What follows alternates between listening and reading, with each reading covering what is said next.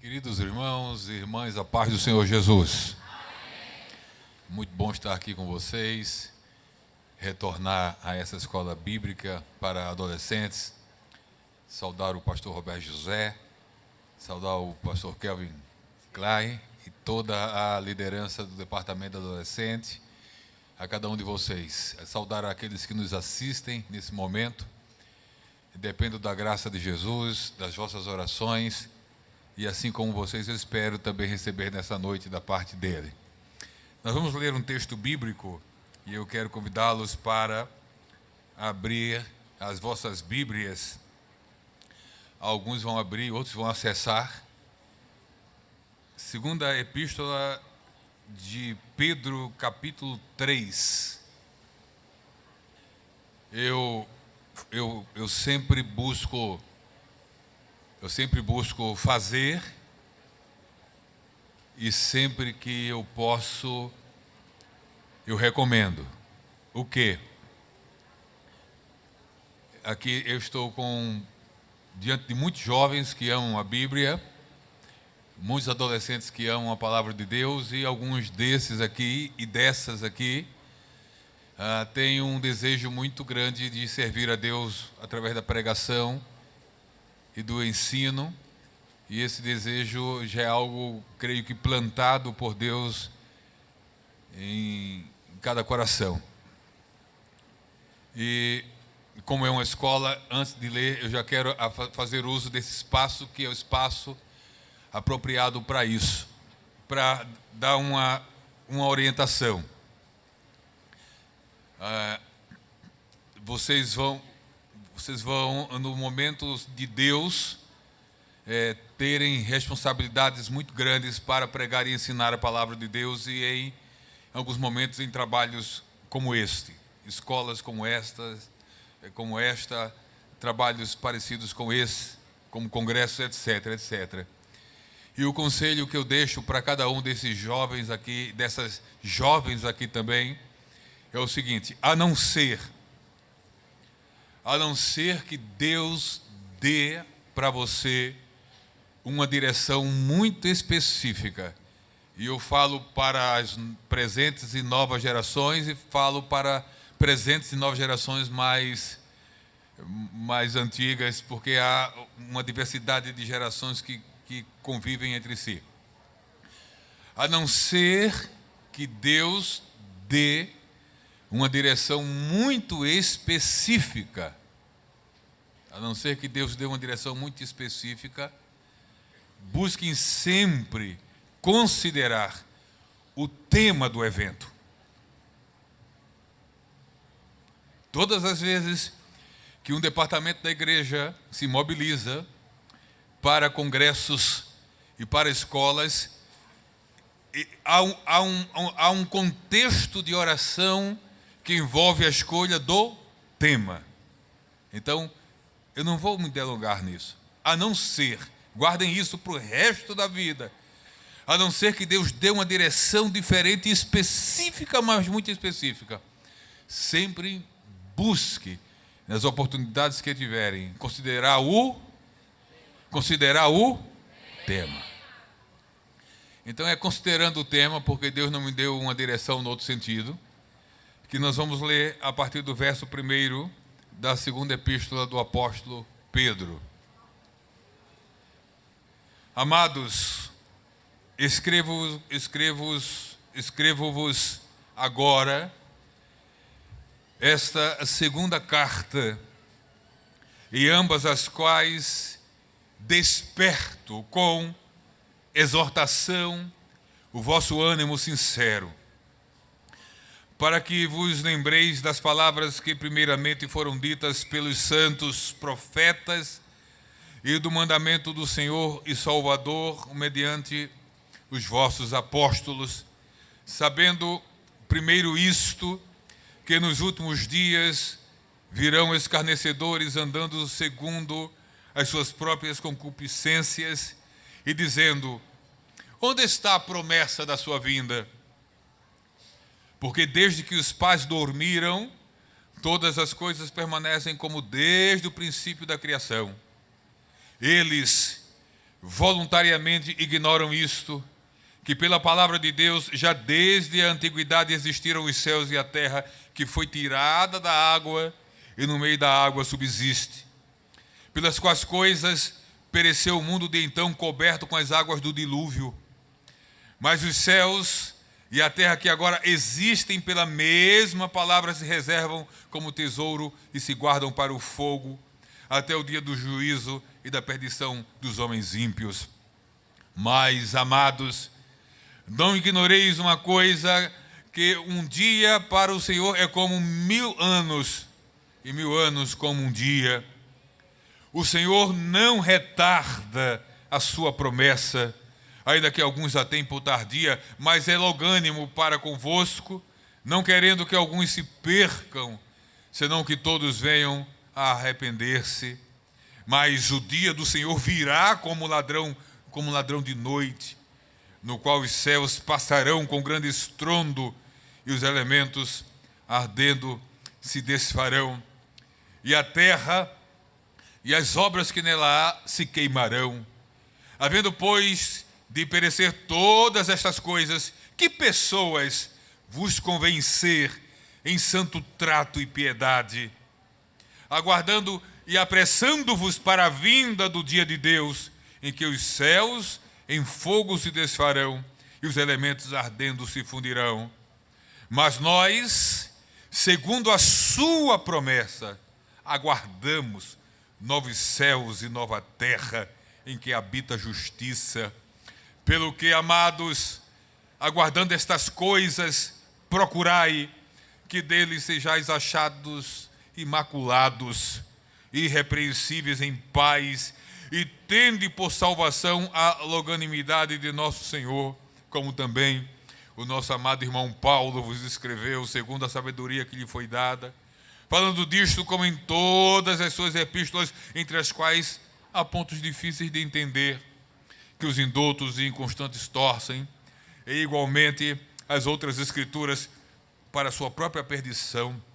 Vós, portanto, amados, sabendo isto de antemão, guardai-vos de que, pelo engano dos homens abomináveis, sejais juntamente arrebatados e descaiais da vossa firmeza. Antes, crescei na graça e no conhecimento do nosso Senhor e Salvador Jesus Cristo. A Ele e somente a Ele seja dada a glória, assim, agora, como no dia da eternidade. Amém. Aleluia. Aleluia. Podem sentar, queridos. Glória a Deus.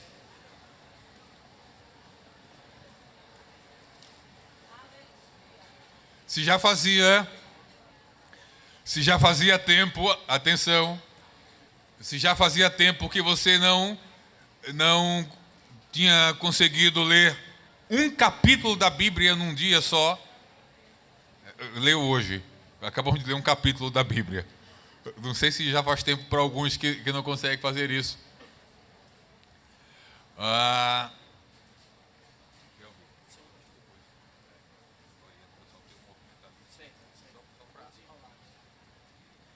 Glória a Deus. Obrigado aí pelo pessoal da transmissão que... Eu gostaria de iniciar nessa noite, antes de falarmos no tema, sobre escola. Ano passado eu falei, mas não falei como vou falar agora, mas é só porque me veio ao coração como palavra introdutória, porque sempre é necessário conscientizar e conscientizar. Estamos numa escola e já estou vendo ali gente com papel na mão para anotação, isso é muito bom. E quando não tem papel, serve o bloco de notas do próprio celular. Escola é lugar de algumas coisas. Eu vou em 5 minutos, meu Deus, falar do que lugar é escola. Lugar de que é escola? Primeiro, não numa ordem de prioridades, numa ordem aleatória. Escola é lugar de livros.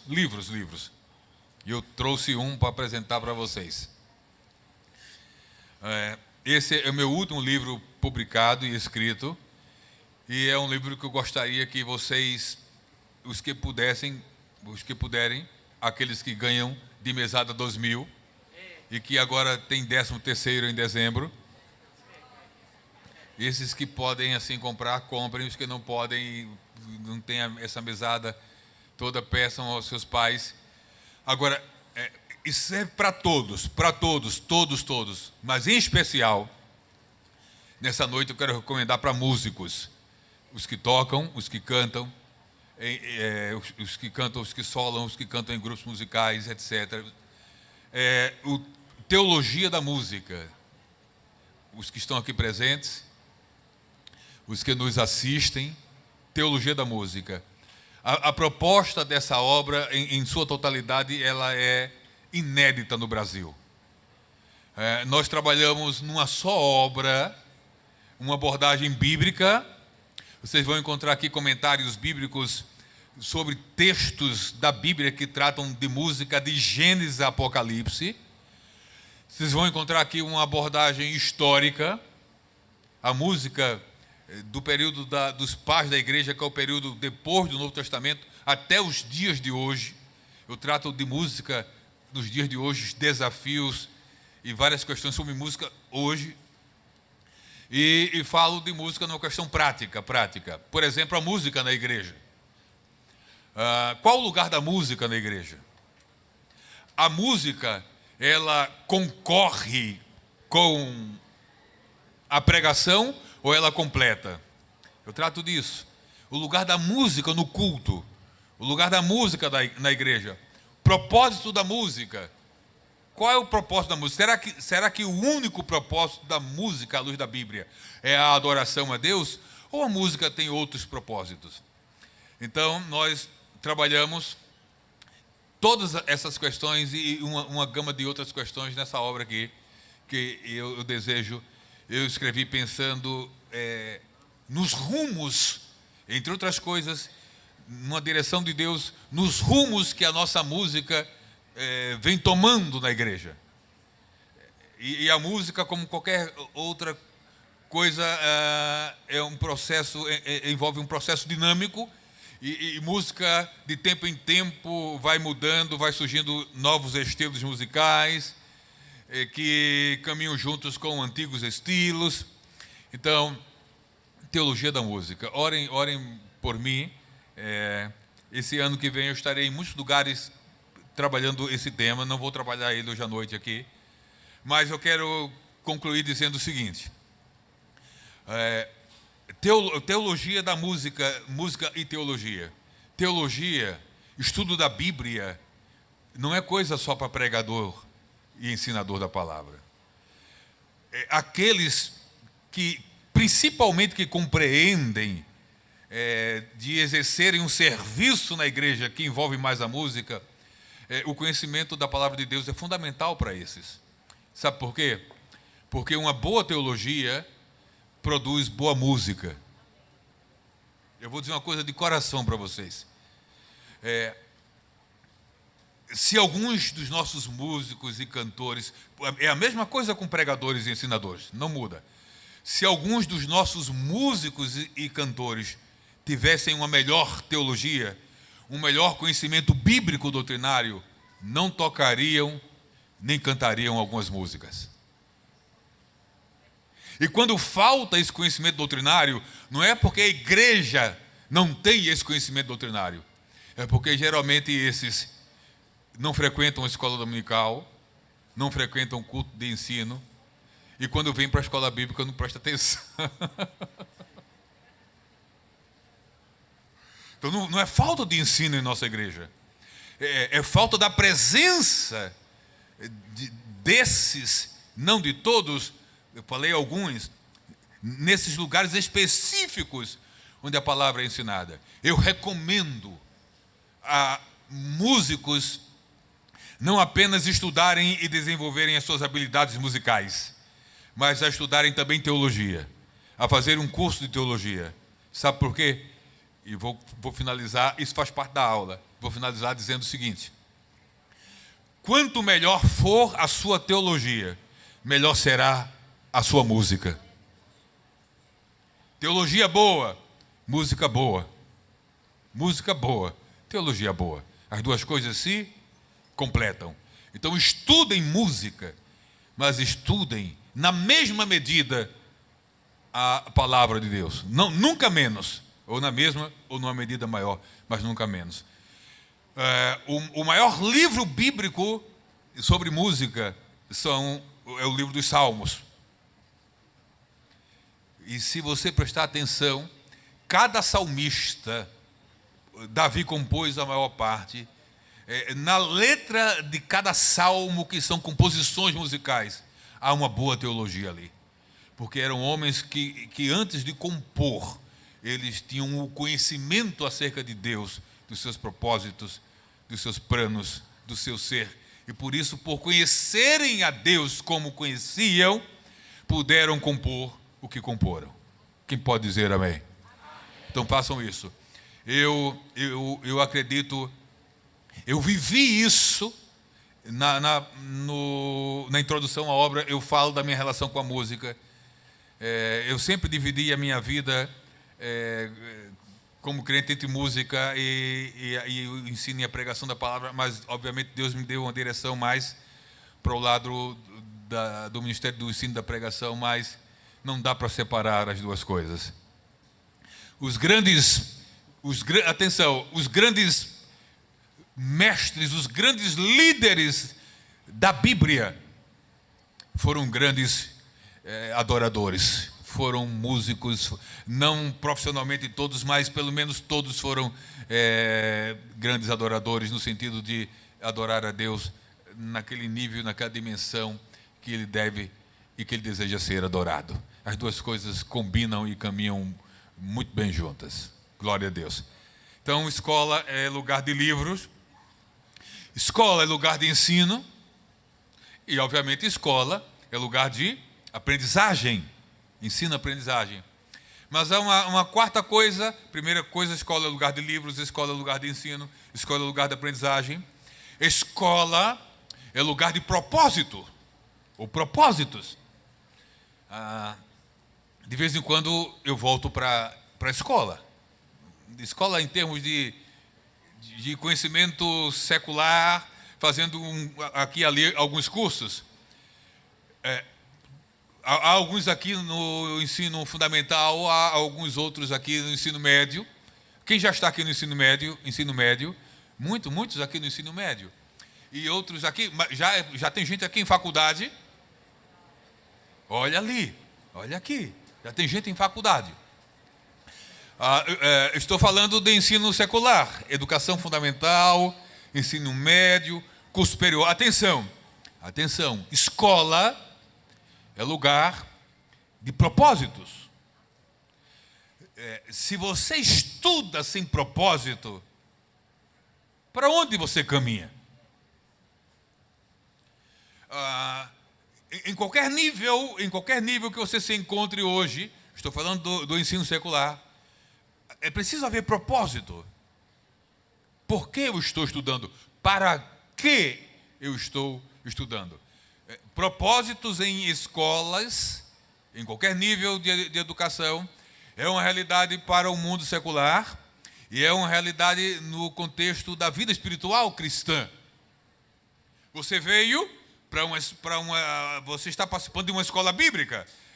Como adolescente, é um evento anual de 3, 4 dias. Mas é uma escola. Qual o seu propósito aqui nessa noite? Por que você veio para essa escola? Escola é lugar de livros, é lugar de ensino, é lugar de aprendizagem. Escola é lugar de propósitos. Por que você está aqui nessa noite? Qual o teu propósito? Dá para perguntar, é uma aula assim, vamos dinamizar, dá para perguntar para quem está próximo de você. Pergunte, qual o teu propósito? Por que você veio? Porque está aqui. Queridos, quando falamos em propósito, não apenas no plano espiritual, mas também no secular. E no secular tem propósitos profissionais, objetivos acadêmicos, etc. Mas em qualquer escola, tanto secular como escola, nesse ambiente espiritual que estamos aqui, atenção, o fim, eu estou falando já no nível último das coisas. Eu poderia trabalhar em níveis intermediários, mas não vai dar tempo para isso. Eu ainda estou numa palavra introdutória. Atenção, o fim último de todas as coisas é a glória de Deus. Então, se eu pergunto para você, qual o propósito de você estar aqui nessa noite? Se estamos pensando qual o propósito de eu estar pregando ou ensinando aqui nessa noite, qual o propósito de estarmos trocando aqui conhecimento, se falarmos em fim último, o propósito último de estarmos aqui, máximo de estarmos aqui nessa noite, é promovermos a glória de Deus. Você está aqui para a glória de Deus? Você está aqui com o propósito de promover a glória de Deus? É claro, olha, disse que não ia tocar em questões intermediárias. Um ponto intermediário, nosso próprio crescimento espiritual. Ah, pastor, eu vim aqui com um propósito e vamos falar de crescimento nessa noite.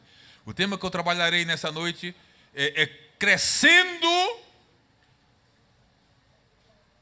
até que Ele venha. Repita comigo, crescendo até que Ele venha.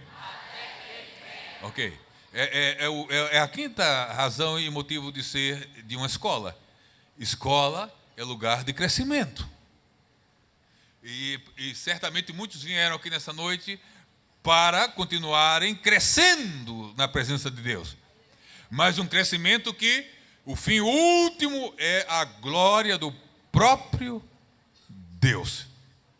Amém. Então, vamos agora falar sobre crescimento. Crescimento que Deus deseja para a nossa vida. E independente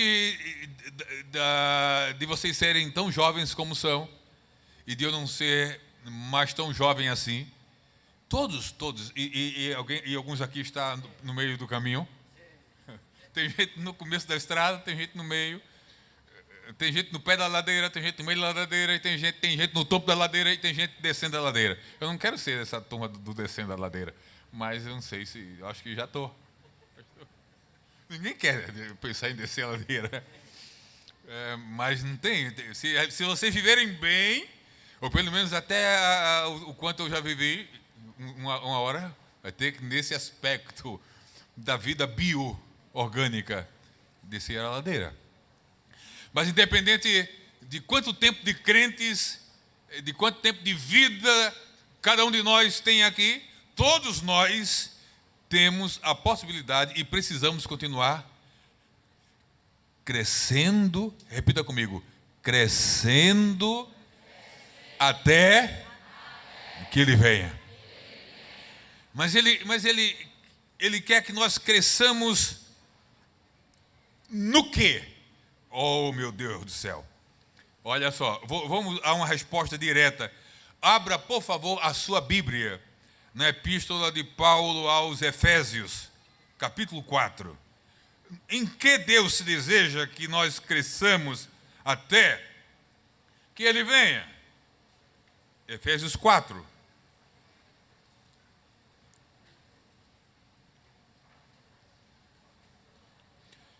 Versículo 15.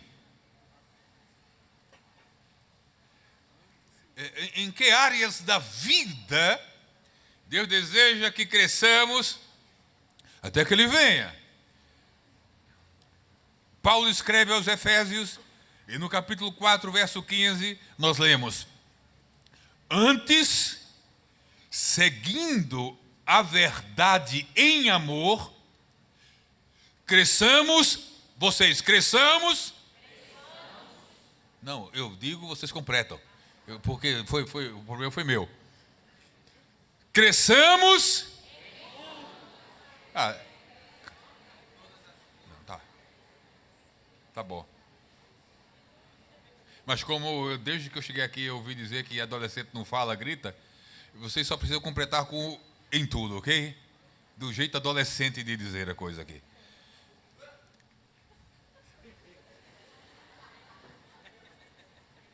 Cresçamos em tudo.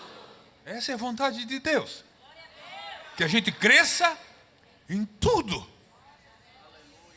Em tudo. E é claro que não vai dar para falar nessa noite desse tudo, dessas áreas específicas da vida que Deus deseja que a gente continue crescendo até que Ele venha. Somente até que Ele venha. Então, como não dá para falar desse tudo que Deus deseja que cresçamos, com base na epístola que nós lemos, e no capítulo que nós lemos na segunda epístola universal do apóstolo Pedro, capítulo 3, nós vamos falar aqui pelo menos, não vou dizer número, nós vamos falar aqui de algumas áreas da vida, de alguns pontos desse em tudo que Deus deseja que a gente continue crescendo. Então, em primeiro lugar, com base no que lemos, e por que nós lemos na segunda epístola de Pedro, capítulo 3, porque é um capítulo que fala sobre a volta de Jesus. É um capítulo escatológico. O tema volta de Jesus, a vinda dele norteia todo o capítulo. E Pedro, ele começa escrevendo a segunda carta, e nos primeiros versículos desse capítulo 3, ele já deixa de maneira muito clara, ele já nos faz entender de forma muito clara o que estava acontecendo, entre outras coisas, para que ele escrevesse esse capítulo aqui. Ele começa dizendo o seguinte: amados, escrevo-vos agora esta segunda carta, em ambas as quais desperto com exortação. Exortar é motivar, é encorajar. Eu desperto com encorajamento, com a palavra de motivação, o vosso ânimo sincero. Alguns estavam desanimados. Aí Pedro escreve: olha, eu estou escrevendo para vos motivar esse ânimo sincero de vocês, para vos encorajar, para que vos lembreis das palavras. E aí Pedro vai relatar que, em razão de algumas pessoas estarem escarnecendo, questionando aquilo que poderia ser chamado por eles de uma demora, esse negócio de Jesus voltar, eu acho bom vocês esquecerem isso. Olha, as coisas continuam como sempre foram. E escarnecedores começaram a afrontar. Não sei se alguns de vocês já foram afrontados em relação a isso, mas aquela igreja, aqueles crentes foram. E aí alguns estavam de fato se enfraquecendo na fé. Escutem bem, existe uma coisa que trabalha contra a fé. Pode trabalhar a favor da fé ou pode trabalhar contra a fé. E quando trabalha contra a fé, nos enfraquece, ou pode nos enfraquecer. E que coisa é essa? Essa coisa se chama o tempo. O tempo pode trabalhar a favor da fé, ou o tempo pode trabalhar contra a fé. Esse espaço, esse conceito de demora, de que as coisas estão tardando, pode enfraquecer a fé de alguns. Esperar geralmente é desanimador. E às vezes a espera faz com que as pessoas desistam daquilo que está esperando. enfraquecem, desanimam. Está demorando demais. Então, sabe, eu vou desistir desse negócio. Então, o tempo, a espera, pode trabalhar contra a fé, contra a esperança, em vários aspectos da vida, mais especificamente aqui no que diz respeito à volta de Jesus. E aí Pedro escreve dizendo, não desanimem, permaneçam firmes, porque Deus não conta o tempo como a gente conta. Um dia para Deus é como 1000 anos. 1000 anos é como um dia. Então, olha, não se prende ao cronograma, ao cronós. Não se prenda aos segundos. Não se prenda aos minutos. Não se prendam às horas. Não se prendam aos dias. Não se prendam às semanas. Não se prendam aos anos. Não se prendam aos séculos. Se prendam e se firmem na promessa, na palavra, porque fiel é o que prometeu. O Senhor não retarda, a promessa não está atrasada, só não é o tempo ainda, mas no tempo de Deus, como já ouvimos nessa noite, no tempo de Deus todas as coisas se cumprem. No tempo de Deus todas as coisas se cumprem. Aquelas que nos aguardam ainda nesta vida e aquelas que nos aguardam no porvir. No tempo de Deus, todas as coisas se cumprem. Mas nós somos humanos. Nos desencorajamos, nos desestimulamos, nos enfraquecemos, nos desesperançamos e alguns nos desesperamos. Alguns da desesperança caem no desespero. O tempo pode zerar a fé. O tempo pode roubar todas as nossas forças. O tempo pode enfraquecer. Escute, no meio dessa multidão, é bem provável que você está entre aqueles que chegou aqui enfraquecido em razão de uma espera, de um tempo que não chega, de um momento que não chega. Em relação às coisas do aqui e agora, e em relação às coisas eternas, as questões eternas. Mas vocês estão bem novos. Por favor, Isaías capítulo 40. Vocês estão muito jovens.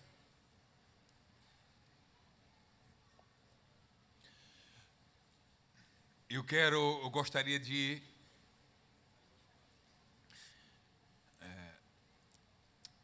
também deixar algo da palavra de Deus muito necessário para nós nessa noite. Crescendo até que Ele venha. Ninguém,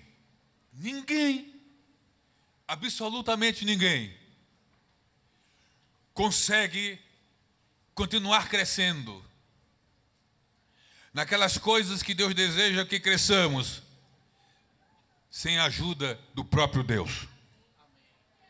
Eu vou repetir, se você por algum momento perdeu, escapou a atenção.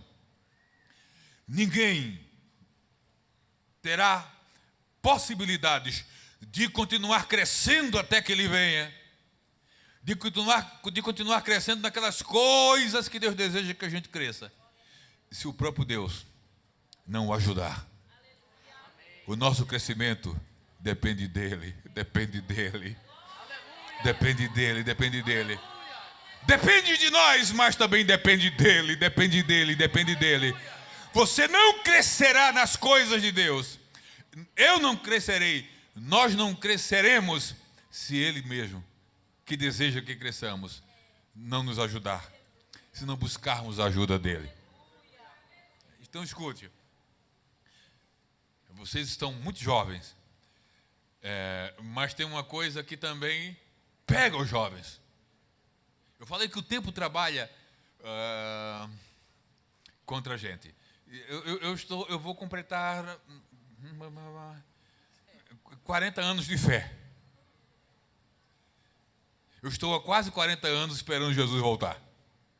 E ainda estou animado. E não vou desanimar em nome de Jesus.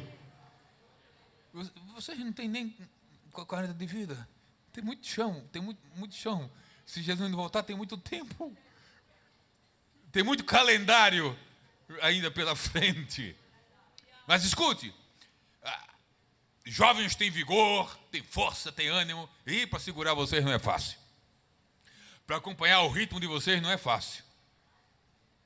Mas olha o que a Bíblia fala sobre vocês.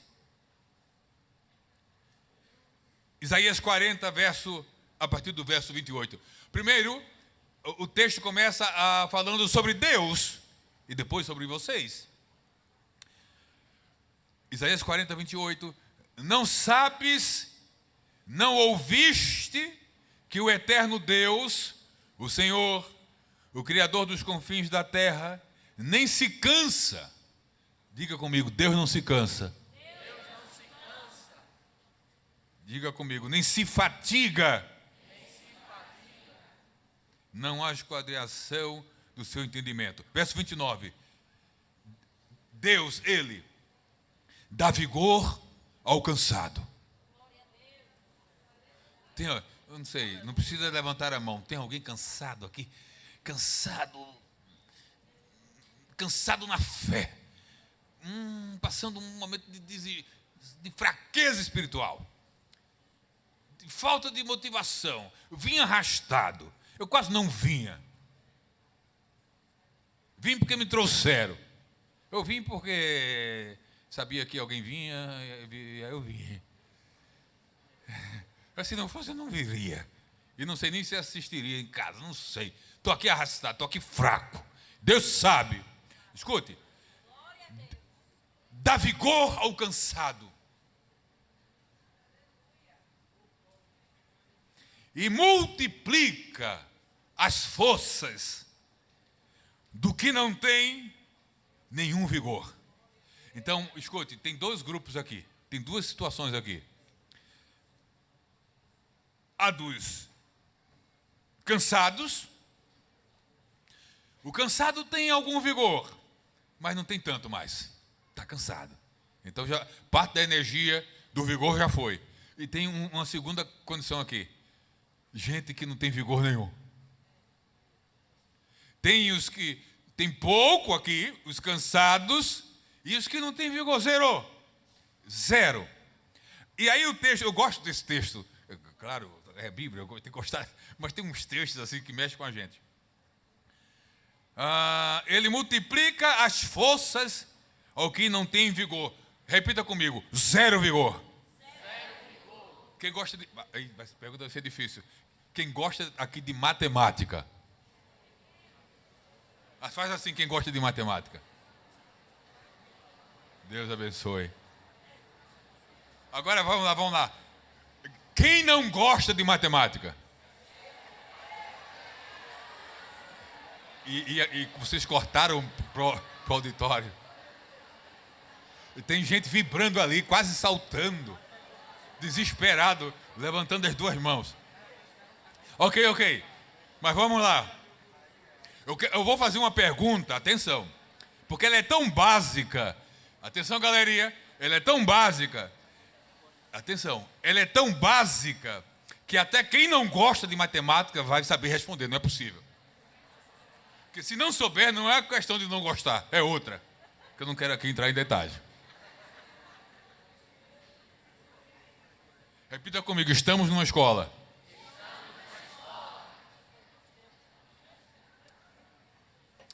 Então vamos fazer o seguinte, vamos lá. Diga aqui, repita comigo, zero vigor. Vigor nenhum, vigor algum. Vamos lá. Só me responde quem não gosta de matemática. 1 vezes 0.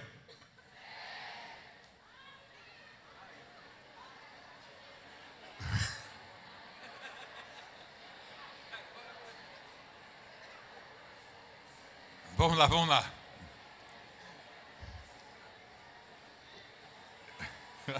Atenção. Segunda pergunta. Isso pode cair no Enem. Atenção. Segunda pergunta. 100 vezes 0.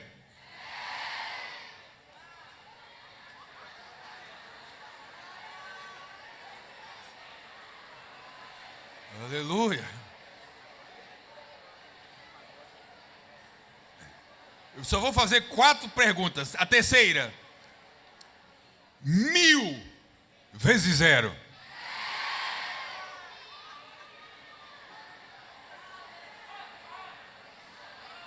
A última pergunta.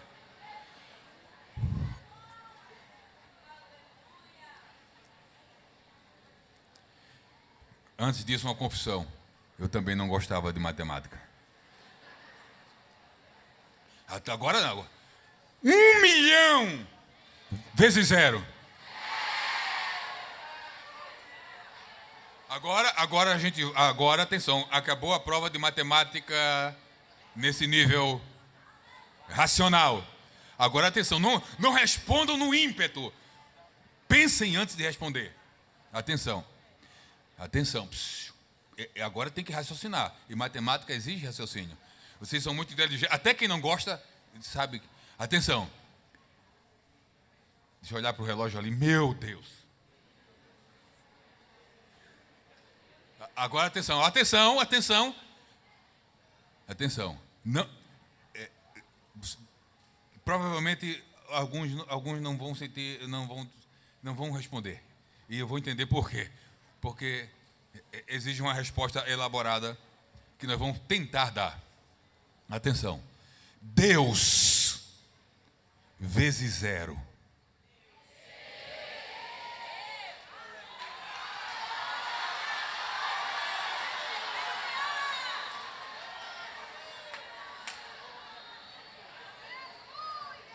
Aleluia.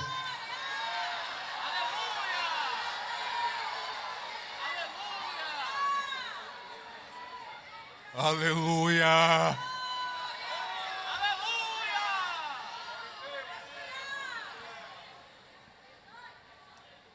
Deus vezes qualquer coisa nunca vai dar 0.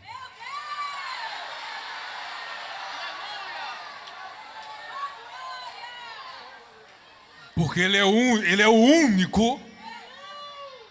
único que na matemática multiplica.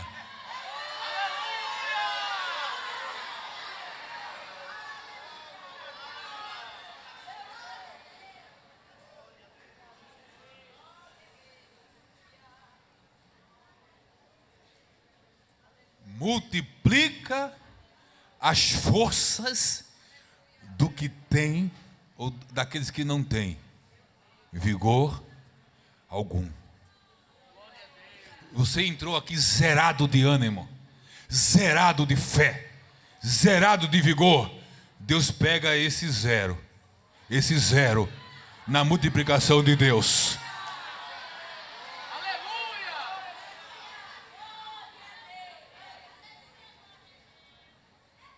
Dá vigor ao cansado e multiplica as forças ao que não tem vigor nenhum. 0 vigor vezes Deus vai dar alguma coisa. E vai dar o quê? Olha o que diz o verso 30. Aí fala de vocês. Falamos de Deus. Olha o que a Bíblia fala de vocês, jovens, e de mim também, não tão jovem mais assim. Os jovens se cansarão, vão desanimar, e se fatigarão. E os jovens, é a Bíblia que diz, e os jovens certamente cairão. Inclusive na fé.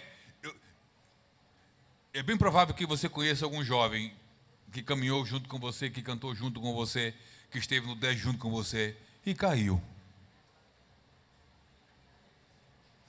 Só que tem 2 tipos, atenção, tem 2 tipos de caídos, pelo menos. Atenção, 2 tipos de caídos.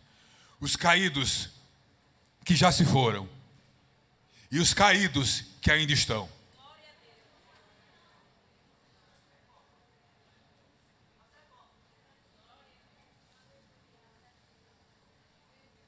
Então, eu sou jovem, mas os jovens se cansarão, se fatigarão, e os jovens certamente cairão. Mas os que esperam no Senhor renovarão as suas forças e subirão com asas como de águia, como águia, correrão. Você chegou aqui arrastado, vai sair correndo, vai sair voando, vai sair caminhando. Porque Deus vezes zero é igual a...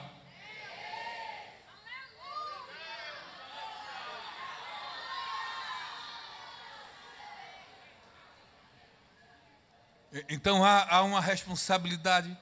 Não há nenhum crescimento ocorre na vida da gente sem que o próprio Deus nos ajude a crescer. Temos responsabilidade de buscarmos o fortalecimento da nossa própria fé. Romanos 10 e 17.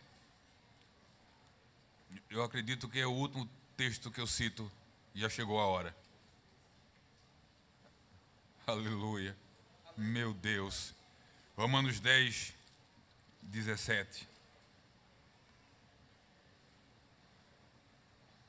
Não, Romanos 10.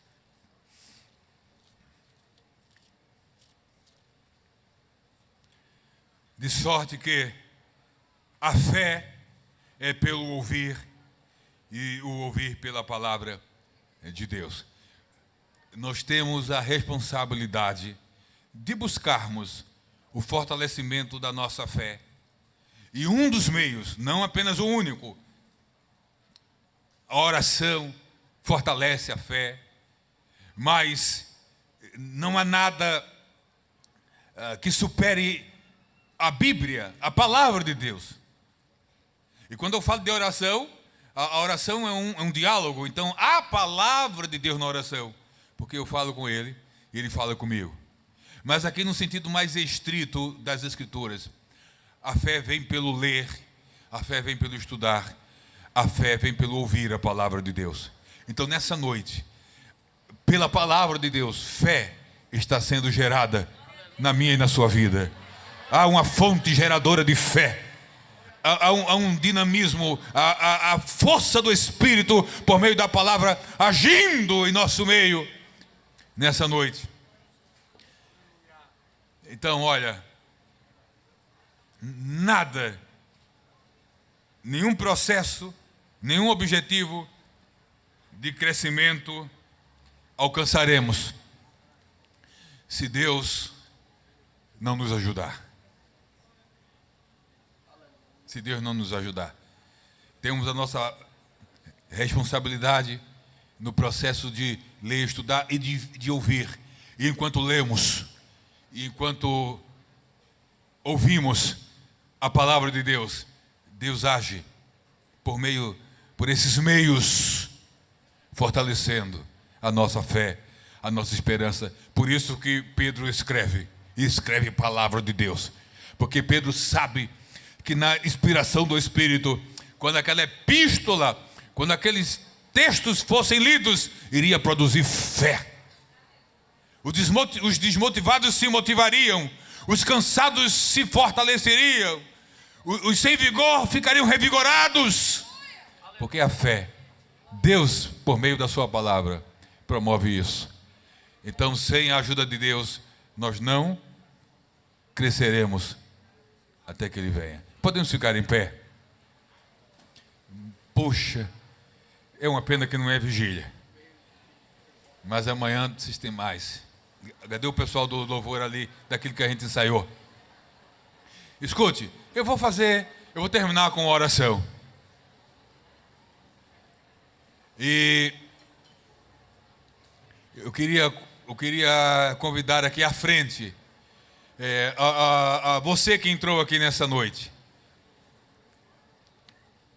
com pouco vigor para caminhar na fé, ou sem vigor nenhum, eu queria orar por você. Você pode vir aqui à frente, por favor? Você que entrou aqui com pouco vigor, cansado. Pastor, eu vim cansado, vim desanimado. Eu vim zerado. Eu quero orar por você. Pode vir aqui à frente, por favor. Deus quer fazer uma conta nessa noite na tua vida. Deus quer fazer um cálculo na tua vida nessa noite. Há uma matemática de Deus para ser aplicada sobre a tua vida nessa noite. Eu quero convidar principalmente quem entrou aqui zerado. E já faz tempo que está zerado. Zerado. Ou fraco, enfraquecido. Não, isso é do ser humano. Aí você vai fazer o seguinte: pega o 0 aí, pega 1, pega 2, pega 3. Pega o nível em que você se encontra e diz assim: olha a nossa oração. Você vai orar com você ali mesmo. E nós vamos orar assim: Senhor, pega o 0, pega o 1, pega o 2, pega o 3 e multiplica. Eu quero multiplicação na minha vida. Eu quero vigor, eu quero força, eu quero ânimo. Sozinho eu não cresço. Sozinho eu não caminho.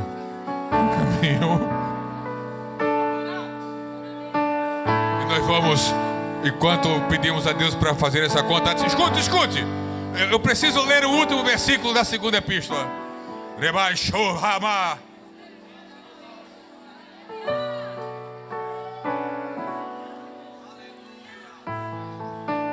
Antes crescei na graça e no conhecimento de nosso Senhor e Salvador Jesus Cristo. A Ele seja dada a glória, assim agora, como no dia da eternidade. Vem. É muita conta hoje aqui. Hoje a tabuada de Deus vai funcionar para a glória dEle, para o louvor a Ele, para a adoração a Ele. Aí, Jesus, que é muita matemática hoje aqui. Olha que coisa. É dia de renovo. É noite de renovo. É noite de poder do Espírito, de batismo no Espírito, de concessão de dons, porque Ele vai fazer a conta. Ele vai pegar o 0, vai pegar o 1, vai pegar o 2, o 3. Tem gente entregando a vida para Jesus aqui. Se alguém veio afastado e deseja se reconciliar, coloca o 0 nas mãos do soberano matemático. Que o conhecimento é capaz de mudar a vida de quem lê, a gente já sabe. E que livro você pode comprar em qualquer livraria. Mas nós transformamos 100% do nosso lucro em mudança de vidas, através da ação social, evangelismo e missões. Ao adquirir qualquer um de nossos produtos, seja presencial ou à distância, você está investindo em alguém. Na próxima vez que você for comprar livros ou artigos evangélicos, não vá em qualquer lugar. Vá na Livraria Arca Missionária. Uma nova história começa quando você compra aqui. Agora você pode fazer a sua contribuição através do Pix. Uma operação rápida, segura e sem custos. Abra o aplicativo do seu banco, clique na opção Pix e em seguida vá na opção Transferência. Depois é só digitar nossa chave Pix, que pode ser o nosso CNPJ 11 120 490 0001 86. Nosso e-mail contribua@eadalp.org.br ou nosso celular 81 98883 2755. Verifique se a contribuição é para a Igreja Evangélica Assembleia de Deus em Abreu Lima, Pernambuco. Confirme a transferência e depois siga o procedimento do seu banco.